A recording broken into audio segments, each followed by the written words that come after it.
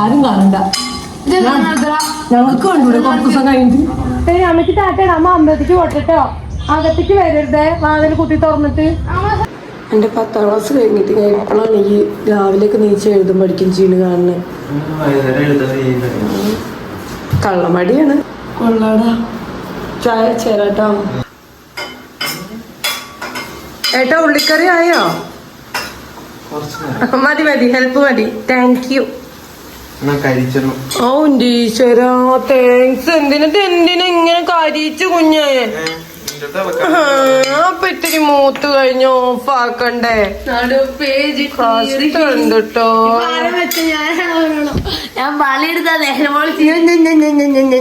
അപ്പൊ നമ്മള് വ്യൂസ് ഒന്നില്ലെങ്കിലും പൂർവാധിക ശക്തിയില് യൂട്യൂബില് ലോങ് വീഡിയോ ഇടുക എന്ന് തീരുമാനിച്ചിട്ടുണ്ട് കേട്ടോ. ആരും കാണണ്ട. ഞങ്ങൾക്ക് കണ്ടൂടെ കുറച്ച് ദിവസം കഴിഞ്ഞിട്ട്. നട്ട് തട്ട ഉള്ളിയൊക്കെ നല്ല രീതിയിൽ കരിച്ചു തിന്നോ. തിന്നോ പൊരിച്ചിട്ടുണ്ട്. ഇത് മമ്മി സ്പെഷ്യൽ. വേണ്ട, അവിടെ എടുക്ക് പൊന്ന. അമ്മക്ക് ചപ്പാത്തി ആക്കണം, വേഗം ആക്കണം. നീക്ക് എന്താ ഇവിടെ കേറി കുത്തിരിക്കണേ? സിദ്ധുല്ലേ സാരി ഒന്നും കഴുകിട്ടാ വേമ്പോ. നമുക്ക് ചപ്പാത്തിയാണ് രാവിലെ കേട്ടോ. അപ്പൊ എനിക്ക് കറി പച്ചപ്പട്ടാണിയാണ്. ഞാൻ ഇന്നലെ തന്നെ പൊടികളൊക്കെ ഇട്ട് വേവിച്ച് വെച്ചു. ഇനി ഇത് നമുക്ക് ഈ മസാലയൊക്കെ ഇട്ട് കഴിഞ്ഞാൽ കറിയുടെ പണി എളുപ്പമായില്ലേ. ഞാൻ നല്ലൊരു ടോപ്പൊക്കെ ഇട്ട് നിൽക്കുകയാണ്. ഞാൻ പറ്റിച്ച് വേഗം ഒന്ന് മുണ്ടേക്കോട് പോയിട്ട് വരണം. കുറേ ദിവസമായി അമ്പലത്തിൽ പോയിട്ട് മനസ്സിനൊരു സുഖമല്ല. വേണ്ടാർക്ക് സ്കൂളുണ്ട് കേട്ടോ. സ്കൂളിൽ പോകുന്നത് വേണ്ട. ഞാൻ വഴുകിയിരിക്കും. അങ്ങനെ ഒരാളപ്പം പോന്നു കഴിഞ്ഞാൽ ഒരു സൊയിരക്കട. അവർക്ക് നേരം വഴുകുവോ. ഞാൻ എത്ര ദിവസം പോയിട്ട് ആണക്ക് എന്ത് മനസ്സമാധാനക്കട എന്ന് പറഞ്ഞ പറ. ട്യൂഷന് ട്യൂഷന് ചേർത്തു. എന്റെ മനസ്സമാധാനം തെറ്റാണ് ശരിയാണ്. നിങ്ങൾ പറ.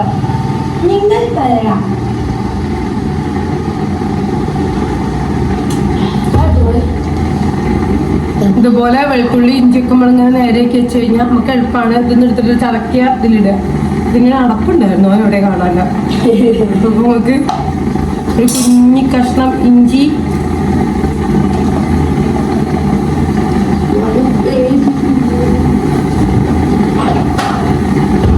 ആദ്യക്കിപ്പോ പോരോ അച്ചു. ആ കല്ലോട്ട് എടുക്കും കുത്തുന്നത്.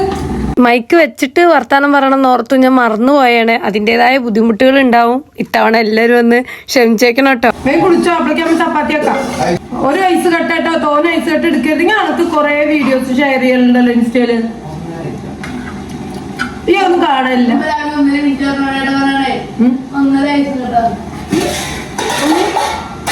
ഒന്നും കാണലില്ല. ഞാൻ കാണത്തില്ല. ഏതാണ് തേങ്ങ വിളിച്ചിട്ടാ?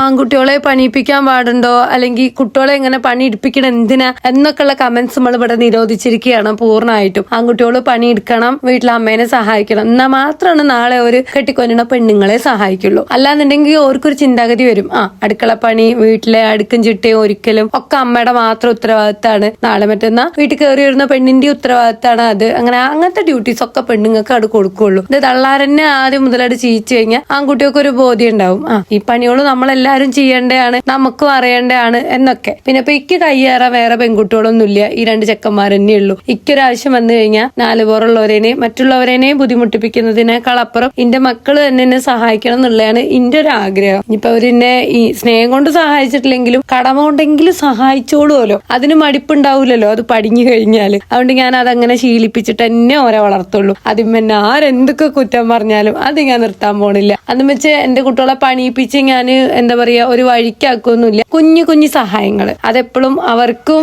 അമ്മേനെ സഹായിക്കുന്നതിൽ നിന്നൊരു സന്തോഷം കിട്ടും, നമുക്കും അതൊരു സന്തോഷമാണ്, ഒരു സഹായമാണ്. എന്റെ കുറെ ഫ്രണ്ട്സ് പറയലുണ്ട് ആൺകുട്ടികളാണ് അങ്ങനെ പണിയെടുപ്പിക്കണം എന്നൊക്കെ ഉണ്ട്, പക്ഷെ ആ വീട്ടിലുള്ള മുതിർന്ന ആൾക്കാർ സമ്മതിക്കില്ല. കാരണം പഴയ ആൾക്കാർക്ക് ഒരു ചിന്താഗതി ഉണ്ട്, ആൺകുട്ടികളെ അടിച്ചൊരിപ്പിക്കാൻ പാടില്ല, ഇച്ചിരി പാത്രം എടുപ്പിക്കാൻ പാടില്ല, അങ്ങനെയൊക്കെ. അതൊക്കെ മാറേണ്ട സമയം അതിക്രമിച്ചിട്ടുണ്ട്. അവരങ്ങനെ വളർത്തിയ കാരണം കൊണ്ടാണ് ഇന്ന് അവരുടെയൊക്കെ മക്കള് തിന്നച്ച് എച്ചിൽ പാത്രം അവിടെ ഇട്ട് പോണത്. അത് ആര് ചെയ്യണം? വന്നു കയറിയ പെണ്ണ് ചെയ്യണം അല്ലെ? അവളെങ്ങാനും അവിടെ ഇല്ലാന്നുണ്ടെങ്കിൽ ആ പാത്രം ഉണങ്ങി വറങ്ങൊലിച്ച് അവിടെ അങ്ങോട്ട് ഇരിക്കും. അമ്മയോ ഭാര്യയോ ഇല്ലെങ്കിൽ അപ്പൊ അടുക്കളപ്പുറം എങ്ങനെ ഉണ്ടാവുന്ന ഓർത്ത് നോക്കി. ഒരാഴ്ച എങ്ങാനും ആ വീട്ടിലുള്ള ഒരു പെണ്ണ് മാറിക്കാന്ന് വെച്ചോ, അപ്പൊ അവരൊക്കെ എന്താ അത്ര ചെയ്യണ്ടേ? ഭാര്യ വരുന്നവരെ വെയിറ്റ് ചെയ്യേ. അപ്പൊ എനിക്ക് തോന്നണത് ഈ ഒരു രീതിയാണ് നല്ലതെന്നാണ്. ഇങ്ങക്കൊക്കെ എന്താ അഭിപ്രായം ഒന്ന് കമന്റ് ആക്കണം കേട്ടോ. നേരം വിളിച്ച നമ്മളെ എളുപ്പത്തിനൊക്കെ ഇപ്പൊ ദോശ ഇഡ്ഡലി തന്നെയാണ് നല്ലത്. പക്ഷെ ഉണ്ണികൾക്ക് ഇഷ്ടം ചപ്പാത്തി പൂരി ഇങ്ങനത്തെ ഐറ്റംസ് ആണ്. അപ്പൊ കഴിവതും നമ്മള് ഓർക്ക് ഇഷ്ടമുള്ള ഉണ്ടാക്കുക എന്നുള്ളതല്ലേ ചെയ്യണ്ടേ. ഇതാണെങ്കിൽ അവര് ഇപ്പോഴും കഴിക്കും, ഉച്ചയ്ക്ക് സ്കൂളിൽ വന്നാലും കഴിക്കും. ഇപ്പൊ ചപ്പാത്തി പണി നടക്കുന്നുണ്ട്.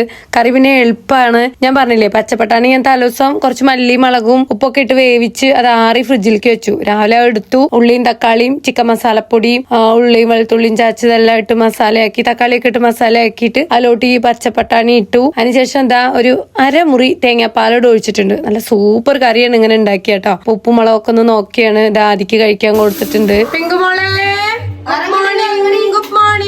Good morning to you. പിന്നെ മിഷീനിൽ തുണിട്ടോ വീട്ടിക്കൻ. ഇതാണ് പിങ്കുവിനെ തല്ലുള്ള വടി.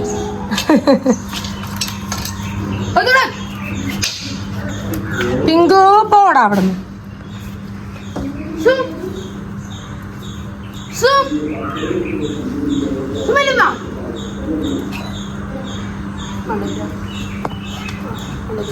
എവിടേക്കാ വന്ന്? ഇതാണ് നമ്മുടെ പിങ്കൂസിന്റെ പ്ലേ ഗ്രൗണ്ട്. അതെ, പിങ്കുവിനെ കുളിപ്പിക്കാനായിട്ടുണ്ട്. അതുപോലെ രോമൊക്കെ വെട്ടാറായിട്ടുണ്ട്. ഉണ്ണി കാലം തട്ടിക്കട്ടെ, എനിക്ക് സൂചിക്കാൻ പോവാൻ വയ്യ. പിങ്കുമോളെ അവിടെ ഒറ്റയ്ക്ക് കളിച്ചട്ടോ. അപ്പോഴത്തേക്കും ആദ്യം താത്തുനിന്ന് കൂക്കി ഇറക്കാൻ തുടങ്ങി. കാരണം അവനെ ഇറങ്ങണതിന്റെ മുന്നേ ഞാൻ ഒന്ന് നോക്കിയിട്ട് അവന്റെ മുഖത്ത് പൗഡർ ഒന്നുമില്ല, ചെവി മൂക്കൊക്കെ വൃത്തിയാണ്, കണ്ണിന്റെ മൂക്കൊക്കെ വൃത്തിയാണ്, അങ്ങനെയൊക്കെ നോക്കേണ്ട ഒരു ഡ്യൂട്ടിയും കൂടെ ഇക്കാണ് കേട്ടോ. ഞാനൊരു ചെക്കിംഗ് ഇൻസ്പെക്ടറാണ്. അപ്പൊ മൂപ്പർക്ക് കണ്ണാടിയിൽ നോക്കിയാലും ഞാനൊന്ന് നോക്കി എല്ലാം നല്ലതാണ്, വൃത്തിയുണ്ട്, മേനയുണ്ട്, ചന്തണ്ട് എന്നൊക്കെ പറയണം. എല്ലാം പുറപ്പെടൽ കഴിഞ്ഞാലും അവൻ അങ്ങനെ നിൽക്കും. അവന്റെ കൂട്ടുകാരനൊന്ന് ഫോൺ ചെയ്യാൻ വേണ്ടിട്ട്. എത്തിയിട്ടില്ല പൈസ, ഇവിടുന്ന് ഇറങ്ങിയിട്ടും കൂടി ഇല്ല.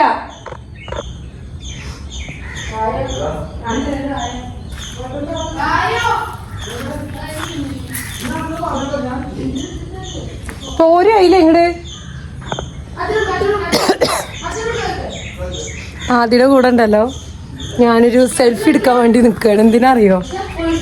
ഫേസ്ബുക്കിലേക്ക് ഇന്ന് ഒരു 5 പോസ്റ്റ് ഇടണം. അപ്പോൾ എത്ര വെച്ചിട്ട് എൻ്റെ വെറും മോന്തടുക. അപ്പം ഞാൻ ഏട്ടൻ മുമ്പ് ഏട്ടൻ്റെ കൂടെ ഒരു ഫോട്ടോ, ആദ്യം പോകുമ്പോൾ ആദ്യയുടെ കൂടെ ഒരു ഫോട്ടോ, അച്ഛൻ പോകുമ്പോൾ അച്ഛൻ്റെ കൂടെ ഒരു ഫോട്ടോ. അത് ഏകദേശം അതില് ഞങ്ങൾ ഇവരുടെ 3 കൂടി പിന്നെ 2 എൻ്റെ ഒറ്റയ്ക്ക് വിട്ടു കഴിഞ്ഞാൽ 5 മോനെ ഒരു സെൽഫി. ചില്ലറയില്ല, പൂവളായില്ല, പൈസ സെറ്റ് ആക്കട്ടെ. ചില്ലറക്ക് നല്ല അങ്കവട്ടാണ് കേട്ടോ. അപ്പൊ ഇന്ന് അച്ചൂസിന്റെന്നും കൂടെ മാന്തിയിട്ടാണ് മൂപ്പര് പോയിട്ടുള്ളത്. അമ്മൂട്ടിയുടെ പൈസ എടുത്താ നത്ത് അങ്ങനെ പറഞ്ഞിട്ട് കാര്യം. അമ്മൂട്ടി ചമ്മത്തേരൻ്റെ അമ്മത്തേര്. രാവിലത്തെ ഏറ്റവും വലിയ തിരക്ക് എന്ന് പറഞ്ഞത് ആദ്യം പൂവാളിലാണ്. 7:30 എന്നുണ്ടെങ്കിൽ ഓനെ ഇറങ്ങണം. അപ്പോഴേക്കും കഴിക്കലും പുറപ്പെടലൊക്കെ കഴിയണമല്ലോ. ഓൻ പോയി കഴിഞ്ഞാൽ പിന്നെ ഫ്രീ ടൈം ആണ്.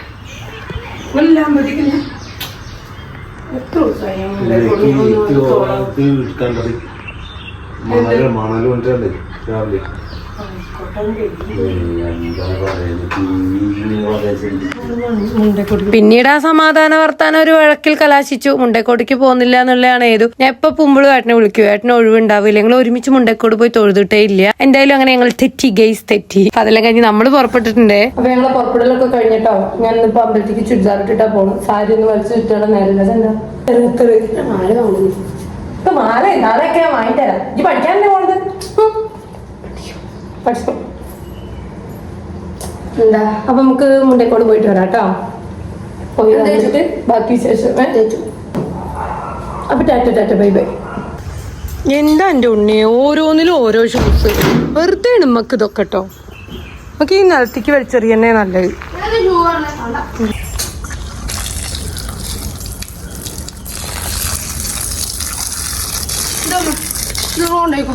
എന്തിനാ പിടിക്കണം കുട്ടികളെ.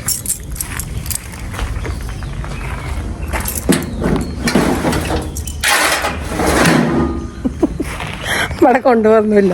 ആരാച്ച തുറന്നോളും. കഴിഞ്ഞ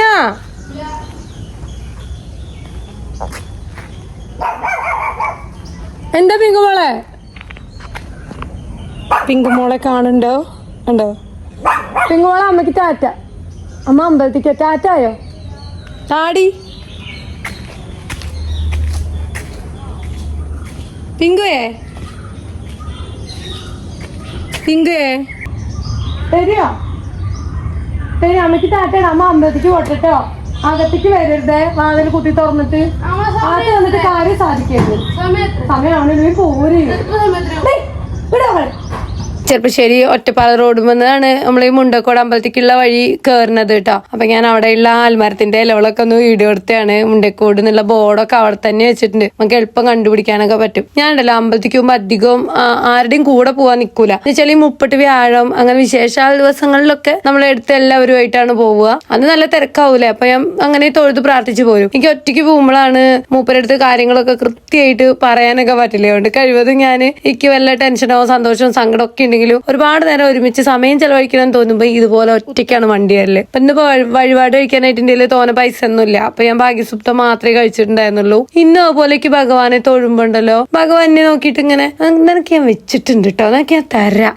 ഇങ്ങനെ ഒരു കുഞ്ഞു കള്ളത്തിലുള്ള മാതിരി ഒരു കുഞ്ഞു പുഞ്ചിരിയിൽ എന്നെ ഇങ്ങനെ നോക്കണു. അപ്പോഴേ ഞാൻ ഓർത്തു ദൈവമേ എനിക്ക് വല്ല പരീക്ഷണം ഉണ്ടോ. ഇന്നാണെ തൊഴാൻ ചെന്നേം പാട് നാടെ അങ്ങോട്ട് കൊട്ടി അടച്ചു. അത് വേറെ ഒന്നല്ല, നമ്മളെ പൂജ കഴിഞ്ഞിട്ടൊന്ന് അടച്ചിടൂലോ. അപ്പോഴും ഞാൻ ചെന്ന പാടനെ നാട് അടച്ചൂലോ ആ ഒരു ടെൻഷനൊക്കെ ഉണ്ടായിരുന്നു. എന്തായാലും കുറെ നേരം നിന്ന് പ്രാർത്ഥിച്ചു കഴിഞ്ഞപ്പോ മനസ്സിന് സമാധാനം സന്തോഷമൊക്കെ ആയി. വീട്ടിലെത്തിയും പാടി ഞാൻ എഴുത്തിയമ്മടുത്ത് പറഞ്ഞു കേട്ടോ, നിന്നെ നോക്കിയിട്ട് ഇങ്ങനെ പുഞ്ചിരിച്ചിരിക്കണ മാതിരിയൊക്കെ തോന്നി. ചിലപ്പോ തോന്നും ഇന്നെ നോക്കി ദേഷ്യപ്പെട്ടിരിക്കുക, ചിലപ്പോ നല്ല ചന്തായിട്ട് ഇങ്ങനെ ചിരിച്ചിരിക്കണ പോലെ തോന്നും. എന്ന് വെച്ചാലേ ചിലപ്പോ ഒക്കെ ചന്ദനം മൊത്തം ചാർത്തിയിട്ടുണ്ടാവൂലോ, ചിലപ്പോ പൊട്ടും കുരിയൊക്കെ ഇട്ട് പട്ടൊക്കെ എടുത്ത് അങ്ങനെ ഓരോ സമയത്ത് ഓരോ പുറപ്പെടലില് എനിക്ക് ഓരോ തരം ചൈതന്യാണ് മുഖത്ത് തോന്നല് കേട്ടോ. ഇത് ഞാൻ വിശ്വാസി ആയതുകൊണ്ട് എനിക്ക് തോന്നണേ ആവും. അപ്പൊ ഞാൻ ഈ പറഞ്ഞ കേട്ട് കോമഡി ആയി തോന്നുന്നൊരു ഇരുന്ന് ചിരിച്ചോളൂ, അതിന്റെ വിഷയമല്ല. ഇന്നമാതിരി ഭക്തർക്ക് അങ്ങനെയൊക്കെ ഉള്ള അനുഭവങ്ങൾ ഉണ്ടാവും. അപ്പൊ എന്തായാലും ഞാൻ അങ്ങനെ എടുത്ത് പറഞ്ഞു, എനിക്ക് എന്താ അറിയില്ല അങ്ങനെ തോന്നി, എനിക്ക് പേടിയാവുക, എന്നെ പരീക്ഷിക്കോ എന്തോ എന്നെ കളിപ്പിക്കാൻ നിൽക്കുന്നുണ്ടെന്ന് തോന്നുന്നുണ്ട് എന്നൊക്കെ പറഞ്ഞപ്പോ എടുത്തമ്മ പറഞ്ഞു എനിക്ക് തോന്നിയതാവും, സാരല്ല, അവള് തുറന്ന് പ്രാർത്ഥിച്ചില്ലേ, വഴിപാടൊക്കെ കഴിച്ചില്ലേ, ആ വീട് ഇനി വിഷമിക്കണ്ടൊക്കെ പറഞ്ഞു. ദേഷ്യപ്പെട്ട ഭാവമായിരുന്നില്ല. ഈ ഉണ്ണിക്കണ്ണൻ ഇങ്ങനെ കളിപ്പിച്ചിട്ട് പറയില്ലേ, എനിക്ക് ഞാൻ വെച്ചിട്ടുണ്ട് തരാട്ടോ. എനിക്ക് അങ്ങനെയാണ് തോന്നിയട്ടോ.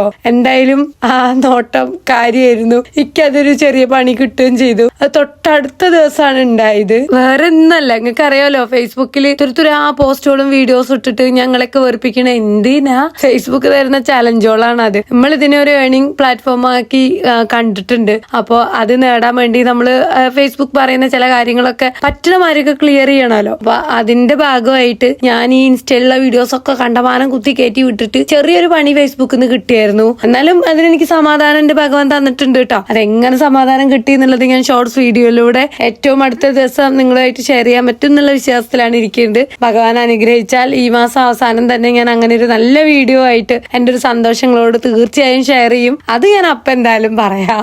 എന്തായാലും പണി കിട്ടിയതൊക്കെ തീർന്നിട്ടുണ്ട്, തൽക്കാല ആശ്വാസം ആയിട്ടുണ്ട്. വെട്ട് തല്ലാക്കി തരികയെന്ന് പറയില്ലേ, അതൊക്കെയല്ലേ ഇപ്പൊ ഭഗവാന് പറ്റുള്ളൂ. വലിയ കഷ്ടകാലങ്ങളൊക്കെ ചെറുതായിട്ട് തട്ടിമുട്ടിയിട്ട് നീക്കി തരിക, അതിനുള്ള ഒരു സൂചനയായിട്ട് എന്തോ മനസ്സിനൊരു വിഷമോ വ്യാകുലതയൊക്കെ തോന്നിയിരുന്നു. അതുകൊണ്ടാണ് ഞാൻ മുണ്ടക്കോട് പോയത് തന്നെ കേട്ടോ. അപ്പൊ അങ്ങനെ ആ കാര്യങ്ങളൊക്കെ അങ്ങനെയൊക്കെയാണ്. വന്നേ പാട് ഞാൻ ടിഫൻ കഴിക്കാൻ നല്ല വിശപ്പുണ്ടായിരുന്നു. ഏട്ടൻ അപ്പഴത്തേക്കും വന്ന് ടിഫൻ കഴിക്കൽ കഴിഞ്ഞായിരുന്നു. അവർക്കൊരു കിണർ പണി ഉണ്ട്, അപ്പൊ അതിന് പോവാൻ വേണ്ടി നിൽക്കുമായിരുന്നേ. രാവിലെ പോണേന്റെ മുന്നേ ഞാൻ അടിയന്തോടെയും പണികളൊക്കെ ഏകദേശം ഒരുക്കി വെച്ചായിരുന്നു. അതുകൊണ്ട് ഇനി നമുക്ക് വെച്ചുണ്ടാക്കൽ മാത്രമേ ഉള്ളൂ. ഇന്നിപ്പോ നമുക്ക് കൂട്ടാൻ വെക്കാന് എന്താ പറയാ പടവലങ്ങിയാണ്. എന്താ പറയാന്ന് സംശയം എന്താ, പടവലങ്ങിയും ചിരങ്ങിയും പേരും സാധനം എപ്പോഴും മാറും.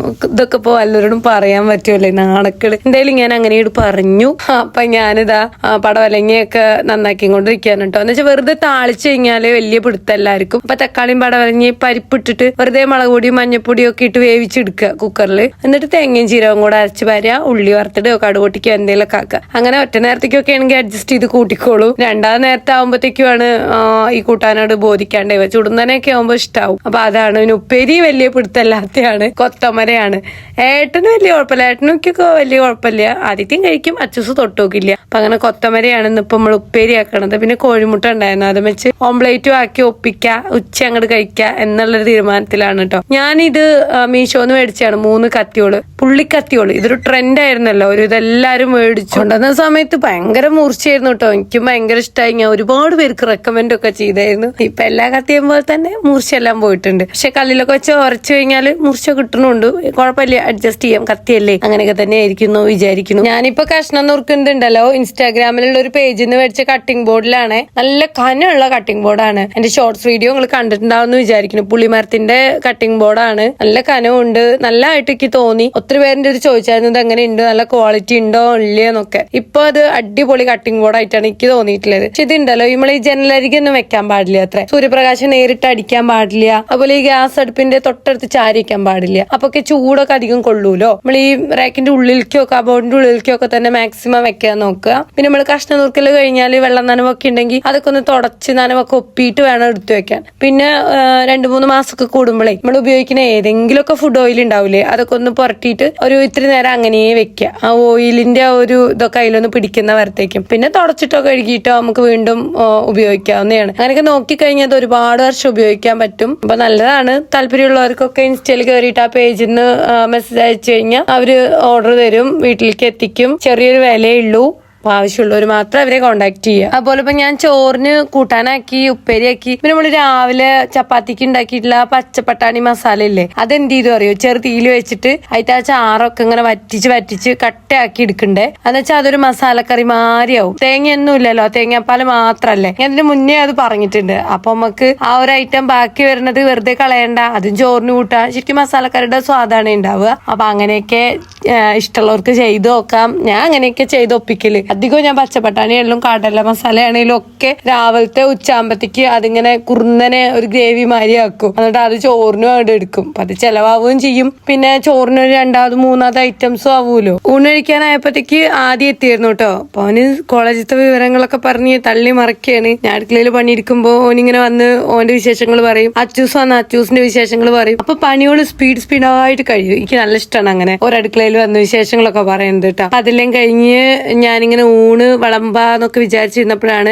പപ്പടം പാക്കറ്റ് കണ്ടേ. ഇതിന്റെ കെട്ടിയും കാണാണ്ട് എവിടെയെങ്കിലും ഒളിപ്പിച്ച് വെക്കാച്ചു. ഇപ്പൊ ഇന്നിപ്പോ ഉപ്പേരി ഉണ്ട്, പിന്നെ ആ ഒരു മസാലയുണ്ട്, കൂട്ടാനും ഉണ്ട്. പപ്പടം കണ്ടു കഴിഞ്ഞാൽ അപ്പൊ പപ്പടം കാച്ചേണ്ടി വരും. പോരാത്തിന് നമ്മൾ മുട്ട ഓംലേറ്റ് വെക്കി. അപ്പൊ ഞാനത് ഒളിപ്പിച്ച് വെച്ചിട്ടുണ്ട്. ഞാൻ അത് വൈകുന്നേരത്തേക്ക് എടുക്കാലോ. അപ്പൊ അങ്ങനെ അതെല്ലാം കഴിഞ്ഞതാ ക്ലീനിങ് കൂടെ കഴിഞ്ഞ് നമ്മളെ പണിയെല്ലാം തീർക്കാൻ പോവുകയാണ്. അത്രയൊക്കെ ഉള്ളൂ. ഈ ഒരു വീഡിയോയിൽ ഇത്തിരി ലോങ് ആയി പോയി. കുറെ ആയിട്ട് ഞാൻ ലോങ് വീഡിയോ ഒന്നും ഇടാനില്ലല്ലോ. അതിന്റെ ഖേദം തീർക്കാൻ വേണ്ടിയിട്ട് ഇത്തിരി ലോങ് ആക്കിയാണ്. നിങ്ങൾക്ക് ബുദ്ധിമുട്ടൊക്കെ ആയിട്ടുണ്ടാവും, ഒന്ന് ക്ഷമിച്ചേക്കണം കേട്ടോ. എന്തായാലും ഇതും കൂടെ ഞങ്ങൾ കാണിക്കാന്ന് ഓർത്തു. ഇത് ഇൻസ്റ്റാഗ്രാമിൽ ഒരു പേജിൽ നിന്ന് എനിക്ക് വന്നതാണ്. ഇത് വന്നിട്ട് ഈ എന്താ പറയാ അഴുക്കുകള്, അതുപോലെ പൈപ്പിലും സിങ്കിലൊക്കെ പിടിച്ച ക്ലാവ് കറയൊക്കെ ഉണ്ടാവൂലേ, അതൊക്കെ നീക്കാൻ വേണ്ടിയിട്ടാണ്.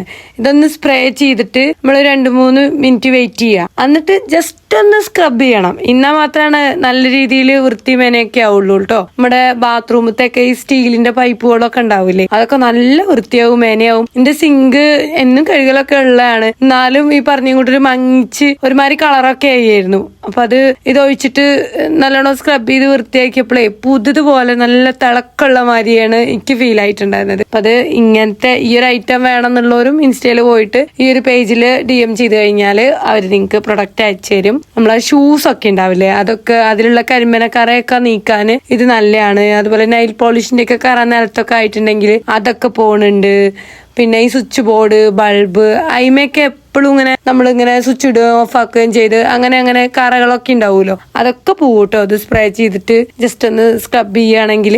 അപ്പോൾ ഇത് നല്ല പ്രൊഡക്റ്റ് ആണ്. അതുകൊണ്ട് ഞാൻ ഈ വ്ളോഗിൽ ജസ്റ്റ് ഒന്ന് കാണിക്കണമെന്നേ ഉള്ളൂ. നോക്കി സിങ്ക് നല്ല വൃത്തിയായിട്ടില്ലേ, സ്കിങ്ക് എന്നൊക്കെ പറഞ്ഞേ, സോറി കേട്ടോ. ക്യാപ്ഷൻ എഴുതുമ്പോഴേ അക്ഷരത്തെറ്റ് മാത്രമല്ല, പറയുമ്പോൾ വാക്കുകളും തെറ്റലുണ്ട്. അതൊക്കെ ഉള്ള കഴിവും പ്രാപ്തി ഇമ്മൊക്കെ ഉള്ളു കേട്ടോ. അതുകൊണ്ടാണ്. അപ്പൊ നമ്മൾ നല്ല കറിയും ഉപ്പേരിയും പിന്നെ മസാലക്കറിയും മുട്ട ഓംലേറ്റ് ഒക്കെ ഇട്ട് അടിപൊളിയായിട്ടാണ് ഊണൊക്കെ കഴിച്ചിട്ടുണ്ടായിരുന്നത്. എന്തായാലും ഇത്രയും കൂടെ ഭാഗം വീഡിയോ ഉണ്ട്. അവിടെ ഒത്തിരി കാര്യം കൂടെ പറയട്ടെ. എനിക്കുണ്ടല്ലോ ഈ പോസ്റ്റുകളുടെയൊക്കെ മേലെ ഭാഗത്ത് വലിയ ക്യാപ്ഷനൊക്കെ എഴുതാൻ ഭയങ്കര ഇഷ്ടമാണ്. അങ്ങനെ ഞാൻ എഴുതുന്ന ചില ക്യാപ്ഷൻസ് എന്റെ ഉദ്ദേശിച്ച ശുദ്ധി നിങ്ങൾക്ക് അങ്ങോട്ട് ക്ലിയർ ആവണില്ല. ഞാൻ ഉദ്ദേശിക്കുന്നത് വേറെ, നിങ്ങൾക്ക് മനസ്സിലാവണ വേറെ. അപ്പൊ നിങ്ങളുടെ ആരുടെയും തെറ്റല്ല, എന്റെ തെറ്റ് തന്നെയാണ്. ഞാൻ ഉദ്ദേശിക്കുന്ന അല്ല ക്യാപ്ഷനിൽ വരുന്നത്, അതാണ് കേട്ടോ. എന്താ വെച്ചാല് ഞാനും ആദ്യം കൂടി ഉള്ള ഒരു ഫോട്ടോ, ഈ ഡ്രസ്സ് ഇട്ടിട്ട് ഇന്ന് രാവിലെ എടുത്തൊരു ഫോട്ടോ ഞാൻ ഫേസ്ബുക്കിൽ പോസ്റ്റ് ചെയ്തിട്ടുണ്ടായിരുന്നു. അപ്പൊ ഞാൻ അതിലെഴുതി ഇത്രയും നേരത്തെ കല്യാണം കഴിയുകൊണ്ട് ഇത്രയും വലിയ ചെക്കൻ്റെ അമ്മയാവാൻ പറ്റി എന്നുള്ളത്. സത്യമായിട്ടും ഞാൻ ചെറുപ്പാണെന്നോ എനിക്ക് ചെറുപ്പക്കാരിക്ക് വലിയൊരു ചെക്കനെ മകനായി കിട്ടിയെന്നോ അല്ല ഞാൻ അതിൽ അർത്ഥാക്കിയത്. ഞാൻ എന്താ പറഞ്ഞാൽ എൻ്റെ കല്യാണം 17 വയസ്സിൽ കഴിഞ്ഞ തന്നെയായിരുന്നു കണക്ക്. 18 വയസ്സിൽ ഞാൻ പ്രസവിച്ചു. അങ്ങനെ നോക്കുമ്പോൾ 36 വയസ്സായപ്പോഴത്തേക്കും ഏകദേശം 18 വയസ്സുള്ള ഒരു കുട്ടിയുടെ അമ്മയായല്ലോ. ഇപ്പൊക്കെയുള്ള കുട്ടികൾ 25 വയസ്സാവുമല്ലോ കല്യാണം തന്നെ കഴിക്കാനായിട്ട്. പിന്നെ ഒരു 2-3 കൊല്ലമൊക്കെ കഴിഞ്ഞൊരു ഉണ്ണിയായി, അത് വളർന്നു വലുതായി വരുമ്പോഴത്തേക്കും നല്ല രീതിയിലുള്ള ഒരു ഏജിലേക്ക് നമ്മൾ എത്തും. അപ്പൊ ഞാൻ അതങ്ങനെ ഉദ്ദേശിച്ച് പറഞ്ഞാണ്. അത് ഇത്രയ്ക്ക് വലിയൊരു പണിക്ക് കിട്ടുമെന്ന് ഞാൻ വിചാരിച്ചില്ല. പിന്നെ ഞാൻ ഓർത്തു ആ പോസ്റ്റിന് അത്യാവശ്യം നല്ല രീതിയിലുള്ള ഏണിങ്സ് എനിക്ക് കയറി, നല്ല രീതിയിലുള്ള എൻഗേജ്മെന്റ് അവിടെ നടന്നു. അത് തന്നെയാണ് ഫേസ്ബുക്ക് എൻ്റെ അടുത്ത് ചെയ്യാൻ പറയണത്. അപ്പൊ പിന്നെ ഞാൻ അതിനെ അങ്ങോട്ട് പോസിറ്റീവായി എടുത്തു. ഒരു ബാഡ് കമന്റും ഡിലീറ്റ് ആക്കിയില്ല. ആണുങ്ങളും പെണ്ണുങ്ങളും ഒക്കെ എന്നെ എന്താ പറയുക തല്ലിക്കൊന്നില്ല എന്നുള്ളൂ. അത്രയ്ക്ക് വലിയ കമൻസിൻ്റെ ഒരു ലഹള തന്നെയായിരുന്നു. എന്നിട്ടും പോരാഞ്ഞിട്ട് ഫേസ്ബുക്കിൽ നിന്ന് ഈ കമൻസ് കണ്ടിട്ട് യൂട്യൂബിലേക്ക് 1-2 സബ്സ്ക്രൈബേഴ്സ് വന്നിട്ടു. ഇല്ല, സബ്സ്ക്രൈബ് ചെയ്തിട്ടില്ലെങ്കിലും കമന്റ് ഇടാൻ വേണ്ടി വന്നിരിക്കുന്നു. ഞാൻ പറഞ്ഞത് ഒരു മോശം കാര്യമായി, കാരണം നിങ്ങളെ കണ്ടാൽ ഏജൊക്കെ തോന്നിക്കും. ഇത്രയും വലിയൊരു ആൺകുട്ടി ഉണ്ടെന്ന് തോന്നിക്കുകയും ചെയ്യും. എന്ന് വെച്ചാൽ ഞാൻ സന്തൂർ മമ്മി അല്ല എന്നാണ് അവരൊക്കെ പറഞ്ഞു വരുന്നത്. അപ്പോൾ ഓക്കെ, അത് ഞാൻ എപ്പോഴും പറയാറുള്ളതാണ്. സന്തൂർ മമ്മി, സുന്ദരി മമ്മി, എന്താ ഇത്ര വലിയ കുട്ടികളുണ്ടോ ചേച്ചിക്ക് എന്നൊക്കെയുള്ള കമന്റ്സ് സാധാരണ ഞാൻ ഡിലീറ്റ് ആക്കാറാണ്. എന്താ വെച്ചാല് ആ ഒരു കമന്റ് ഇട്ടു പോണവർക്ക് അത് ഇട്ടുപോയത്, പിന്നെ അതിന്റെ അടിയിൽ ഇങ്ങോട്ട് ആ മാല പോലെ പിന്നെ ഇങ്ങോട്ട് ബോഡി ഷൈമിങ് ചെയ്യുന്ന കമന്റ്സ് വരും, അതും പേടിച്ചിട്ട്. അപ്പൊ ഞാനിട്ട ആ ഒരു പോസ്റ്റിലെ ക്യാപ്ഷൻസ് നിങ്ങളെ ഇത്രയധികം വേദനിപ്പിച്ചാണെങ്കിൽ എല്ലായിടത്തും ഞാൻ ഖേദം അറിയിക്കുകയാണ്. ഇനിമേലാൽ ഞാൻ ഇങ്ങനെ അബദ്ധങ്ങളൊന്നും ക്യാപ്ഷനിൽ എഴുതണയല്ല. പിന്നെ നിങ്ങളെല്ലാം പറഞ്ഞ പോലെ ഞാൻ സന്തൂർ മമ്മി ഒന്നുമല്ല, ഞാൻ നല്ല വിംബാർ മമ്മിയാണ്. അത് മാത്രമല്ല ഞാനൊരു മുതുക്ക് തളച്ചിയാണ്, കിളവിയാണ്. എനിക്ക് 18 വയസ്സുള്ള കുട്ടിയല്ല ശരിക്കും ഉണ്ടാവേണ്ടിയിരുന്നത്. ഒരു 10-14-15 വയസ്സിലൊക്കെ കെട്ടിയിരുന്നെങ്കിൽ അതിലും വലിയ പ്രായമുള്ള ഒരു ചെക്കനെ എനിക്ക് കിട്ടിയനെ മകനായിട്ട്. അപ്പൊ ഈ ഒരു മുതുക്ക് കിളവിക്ക് അന്തം വയ്ക്കണ കാലം തൊട്ട് ബോഡി ഷേമിങ് കിട്ടി നല്ല ശീലമുണ്ട്. അതുകൊണ്ട് ഇതുമ്പോ എന്നും ഞാൻ തോൽക്കൂല കേട്ടോ. നിങ്ങൾ എന്ത് വേണേ പറഞ്ഞോക്കെ നിങ്ങളുടെ ഇഷ്ടം. അപ്പൊ എല്ലാവർക്കും നല്ലൊരു ടാറ്റ ബൈ.